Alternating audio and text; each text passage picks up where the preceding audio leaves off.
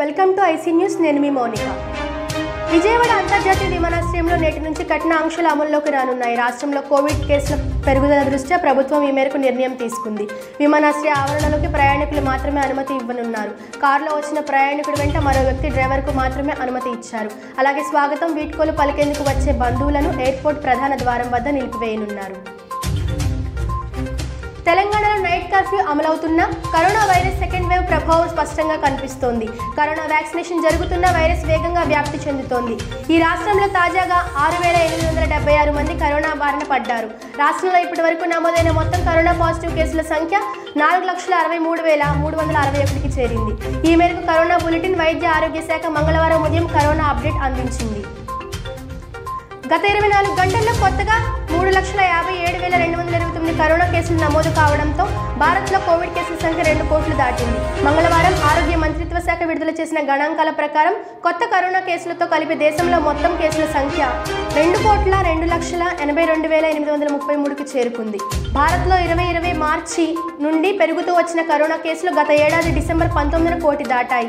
ఈ ఏడాది second wave తీవ్రంగా ఉండడం, రోజువారీ కేసులు భారీగా నమోదు కావడంతో 5 నెలల లోపే కేసుల సంఖ్య 2 కోట్లు దాటింది.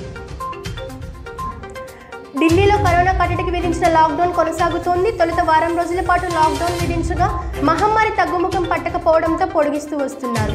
లాక్డౌన్ మొదలై 2 వారాలు గడిచిన 3వ వారంలో ప్రవేశించింది. లాక్డౌన్ సమయంలో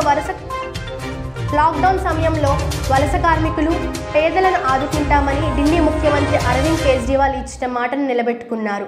పేదలకు 2 నెలల పాటు ఉచితంగా రేషన్ అందజేయనున్నట్లు ప్రకటించారు.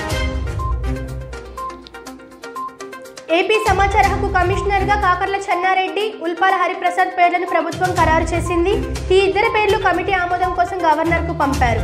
సచివాలయంలో ముఖ్యమంత్రి వైఎస్ జగన్ ఆధ్వర్యంలో కమిటీ సమావేశమైంది. ఆర్జీఏ కమిషనర్లుగా హరిప్రసాద్, చెన్నారెడ్డిని కమిటీ ఎంపిక చేసింది. వీరి పేర్లను ఆమోదం కోసం గవర్నర్కు పంపించామన్నారు. సమాచార హక్కు చట్టం అమలును సమాచార హక్కు కమిషనర్లు పర్యవేక్షిస్తారు. హరిప్రసాద్ హైదరాబాద్ కేంద్రీయ విశ్వవిద్యాలయం నుంచి చరిత్రలో మాస్టర్స్ డిగ్రీ పొందారు. 2 దశాబ్దాలుగా పత్రికా రంగంలో ఉన్నారు. Kakarla Chennareddy post law graduate అభ్యసించారు. పలు కోర్టుల్లో, 2 రాష్ట్రాల కోర్టుల్లో 15 ఏళ్లుగా న్యాయవాదిగా కూడా ఉన్నారు. ఐపీఎల్ 2021 సీజన్ నిర్వధికంగా వాయిదా పడింది. సోమవారం కోల్కతా నైట్ రైడర్స్ జట్టులోని బౌలర్లు వరుణ్ చక్రవర్తి, సందీప్ వారియర్ కరోనా వైరస్ బారిన పడ్డారు. గంటల వ్యవధిలోనే చెన్నై సూపర్ కింగ్స్ టీంలోనూ 3 కరోనా కేసులు నమోదయ్యాయి. ఈరోజు Sunrisers Hyderabad wicket keeper Saha, Delhi capital spinner Amit మిశ్రాకి కరోనా పాజిటివ్గా తేలింది.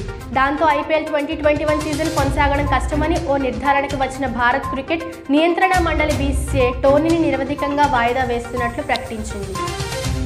ఏపీలో సర్పంచ్లకు జగన్ సర్కార్ శుభవార్త చెప్పింది. రాష్ట్రంలో కొత్తగా సర్పంచ్లుగా గెలిచిన వారందరికీ చెక్ పవర్ను బదలాయించేందుకు పంచాయతీరాజ్ శాఖ చర్యలు చేపట్టింది. సర్పంచ్ల వివరాలను CFMS కాంప్రహెన్సివ్ ఫైనాన్షియల్ మేనేజ్మెంట్ సిస్టంలో నమోదు చేసేందుకు సిద్ధమయ్యారు. పంచాయతీరాజ్ శాఖ కమిషనర్ కార్యాలయం ఆర్థిక శాఖ అధికారులతో చర్చలు జరిపింది. ఆన్లైన్లో వివరాల నమోదు ప్రక్రియ బుధవారం ప్రారంభమైంది. వారంలోగా సర్పంచ్లందరికీ చెక్ పవర్ కల్పిస్తామని పంచాయతీరాజ్ శాఖ కమిషనర్గా గిరిజా శంకర్ చెప్పారు. హౌస్ఫుల్ బోర్డులు మనం ఇప్పటి వరకు సినిమా థియేటర్లకే చూసాం. కానీ ఇప్పుడు కరోనా కల్లోలంతో శ్మశాన వాటికలకు కూడా హౌస్ఫుల్ బోర్డులు పెట్టాల్సిన పరిస్థితి. కర్ణాటకలో మహమ్మారి కరోనా తీవ్ర స్థాయిలో దాడి చేస్తోంది. దీంతో పెద్ద ఎత్తున కేసులు, మరణాలు సంభవిస్తున్నాయి. ఆదివారం ఒక్కరోజే 217 మరణాలు సంభవించాయి. ఆ రాష్ట్రంలో మరణాలు భారీగా చోటు చేసుకోవడంతో శ్మశానాలని నిండుకున్నాయి. మృతదేహాలు భారీగా చేరుకోవడంతో శ్మశానాలు కిటకిటలాడుతున్నాయి.